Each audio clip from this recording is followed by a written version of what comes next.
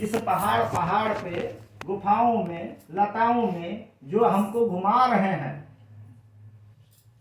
ये कब तक हम घूमते रहेंगे? वर्षा, जाड़ा, गर्मी, ये सारे मौसम जो है आते हैं, हम आपके साथ में ऐसे घूमते रहते हैं। अरे मेरे लिए भी एक सुंदर घर होना चाहिए कि नहीं होना चाहिए? हमारी एक परिवार है कि नहीं है? घर गृहस्थी है कि नहीं है? जब हम घर गृहस्थी बसाए हुए हैं, पति हैं, पत्नी है, बेटा है, ये सारे हमारे गण हैं, तो ये सबको रहने के लिए एक सुंदर घर भी, महल भी होना चाहिए कि नहीं होना चाहिए? भगवान ने कहा कि देखो, भाग्य से बढ़कर के कुछ नहीं होता। बाबा ने समझाया। पार्वती जी कहती है कि नहीं, कर्म से बढ़कर के कुछ नहीं होता। कर्म ही भाग्य को बदल देता है, बना देता है। कर्म का ही फल तो भाग्य है, ये पार्वती जी का कहना है। कर्म और भाग्य में लड़ाई हो जाती है। कर्म बड़ा कि भाग्य बड़ा, पार्वती और शंकर जी में लड़ाई होती है। एक कहती है कि नहीं, कर्म बड़ा है। पार्वती भगवान कहते हैं, बाबा भोलेनाथ, कि नहीं, भाग्य बड़ा है। मेरे भाग्य में वस्त्र नहीं है तो मैं दिगंबर हूं। मेरे दसों दिशा ही वस्त्र है, मैं वस्त्र का धारण नहीं कर सकता हूं। मैं लाखों करोड़ों को जो है वस्त्र दे सकता हूं, लेकिन मैं वस्त्र धारण नहीं कर सकता। मेरे भाग्य में कहीं रहने का, सोने का, खाने का कहीं विशेष कुछ नहीं लिखा। मेरे पास क्या चीज की कमी है?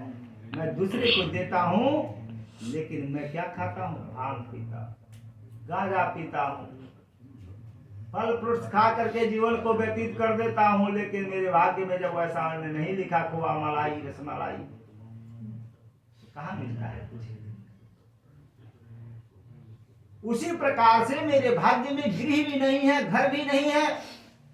हे पार्वती, तुम घर के लिए जिद क्यों कर रही हो? पार्वती ने कहा कि आप प्रभु बनवाइएगा तब तो रहेगा। आप तो बनवाना ही नहीं चाहते हैं, पहले ही भाग जाना चाहते हैं, तो फिर घर कैसे बनेगा? बोले कि मेरी बात को तुम समझ नहीं रही हो।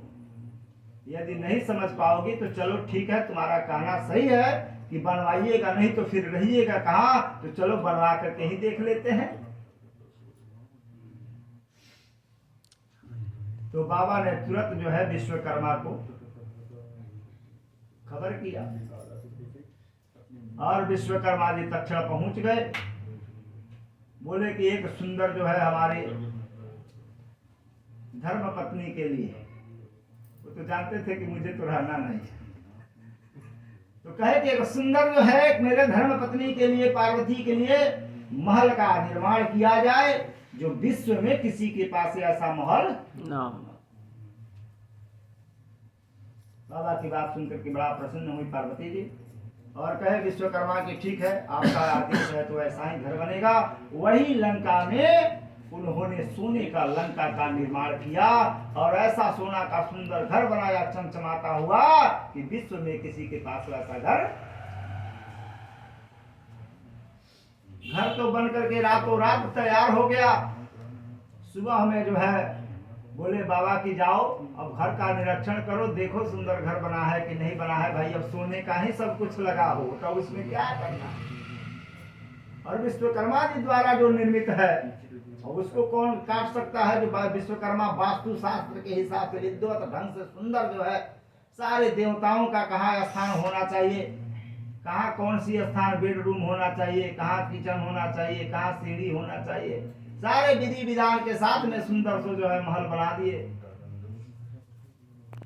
बोले कि अब तो इसका गृह प्रवेश करना पड़ेगा। बिना गृह प्रवेश जो है किए हम घर में प्रवेश कैसे करेंगे, कैसे रहेंगे? बोले कि प्रवेश करने के लिए क्या होगा, आपको कोई योग्य विद्वान ब्राह्मण को बुलाना पड़ेगा। बिना विद्वान ब्राह्मण के जो है गृह प्रवेश कैसे हो सकता है?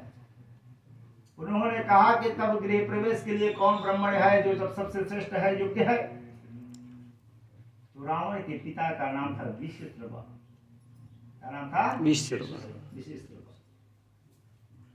विश्रवा की शादी जो है केकसी नाम की एक राक्षसिन से हुआ था। और वो केकसी अपना रूप को बदल करके